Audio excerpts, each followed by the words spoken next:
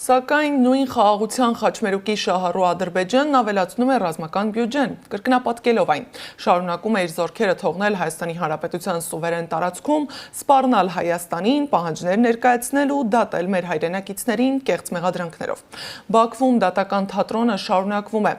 Արցախի խորհրդարանի նախագահ Դավիթ Իշխանյանն ասել է, որ ցանկանում է 2020-ի Տավուշի իրադարձությունների վերաբերյալ տեսագրություն ներկայացնել դատարանին, սակայն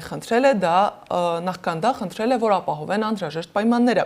այն իր փաստաբանի հետ դիտելու համար։ Դատավորն ասել է, որ այդ հնարավորություն կտան նիստի ընդմիջման ժամանակ։ Արցախի պաշտպանության բանակի հրամանատարի նախկին տեղակալ Դավիթ Մանուկյանն էլ ըստ ադրբեջանական լրատվամիջոցների միջնորդություն է ներկայացրել, խնդրելով որպես վկա դատարան կանչել Հայաստանում ծնված եւ այնտեղ բնակվող Կնյազ անունով մի ադրբեջանցու։ Մանուկյանն ասել է, որ նրա ազգանունը չի հիշում, գիտի միայն, որ Կնյազն աշխատում է Մասիսի Սայաթ Նովա գյուղի գունավոր մետաղների վերամշակման գործարանում։